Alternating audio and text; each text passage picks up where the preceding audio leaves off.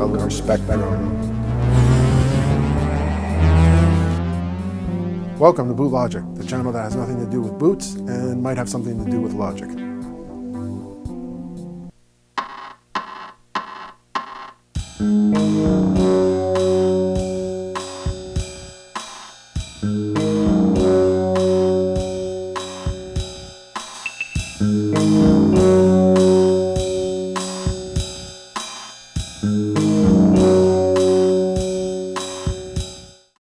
Hi, I'm Sean. Welcome to BootLogic, the channel that has nothing to do with boots and possibly something to do with logic. So there are two basic types of screens, fixed frame and retractable. A fixed frame screen is similar to a TV. You put it on the wall and it just stays there. It's essentially a screen with a frame around it. A retractable screen can be retracted and hidden when not in use. These screens can be motorized and controlled with a remote or triggered to come down when you turn on your system. Non-tensioned versus tab tension screens. Tab tension screens use a system of cables and tabs to exert constant tension on the screen. This makes the surface flatter and more uniform.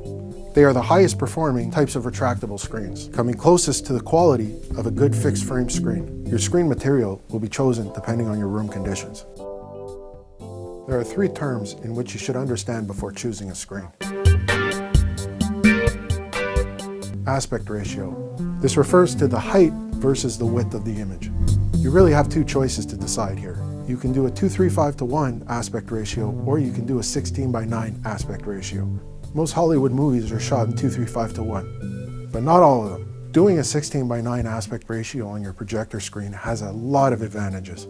Most HD TV content is shot at a 16:9 aspect ratio. Most people have a rectangular wall. It's a match made in heaven. Most animated or made for TV content nowadays is shot at 16:9. A lot of older movies were also shot at 16:9. My recommendation is that you stick with 16:9. Not all projectors will support 2:3:5:1 aspect ratio. This may require you to have to purchase an additional lens. For setup and convenience, 16:9 is the only way to go. Whoa, controversy! Listen, if you're first starting out, get a 16:9 screen. Nobody will laugh at you. You can't go wrong. Almost all HD TVs are 16:9. So if you've been happy with your TV up until now, you're going to be happy with that aspect ratio for your screen. Because you paid for all this real estate. You paid for all this real estate. You want the film to cover. Besides, when a film covers your whole screen, it just pops more. So with most projectors these days being 4K, you can get closer to the screen. Of course, the ideal viewing distance is very subjective. So the recommended seating distance is you should sit as close as one time the screen is diagonal.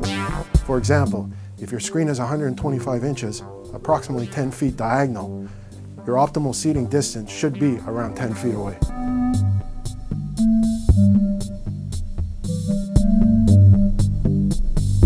Gain. This is how much light your screen is able to reflect to the viewer. And we're not talking about the gains you get at the gym. We're not that type of channel. High gain screens provide a brighter, less washed out image in bright rooms or with a lower lumens projector. Too much gain can provide an inconsistent image to off-axis viewers, also known as hotspots, i.e. not directly in front of your screen. You should be looking for a standard gain screen. Negative gain screens. If you have a light-controlled room and a high lumens projector, this screen will absorb more light and give you deeper, darker blacks. Screen color.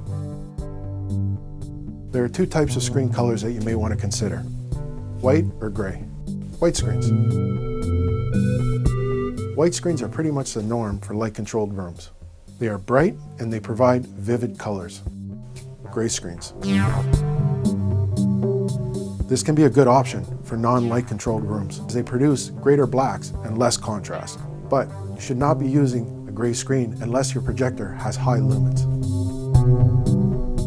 When using a 4K projector, you should use a material that is rated for 4K. It will have a finer grid to show all the depth and detail. Next up, acoustically transparent screens. An acoustically transparent screen is usually made of woven materials. is a woven material that's dense enough to reflect light, porous enough to allow sound to pass through without distortion. This also gives you the added ability to both perceive the image and the sound coming directly from the screen. You also can fit a larger screen on your wall because you do not have to account for the speakers in the way. But acoustically transparent screens will cost you a premium. So time to sell some of that COVID-19 toilet paper. You sure as shit cannot make a screen out of it. Sell now while the market's hot. In my opinion, it's worth it. For our build, we decided to go with an Elite Spectrum screen. The full model number will be in the description below. It's a great choice with the optimal projector we showed last video. It's a 125-inch motorized acoustically transparent screen. On our next video, we're going to be discussing speakers and what to expect in the post-economy economy. Thank you for watching. Please like and subscribe. Thank you for watching. Sell now while the market's hot.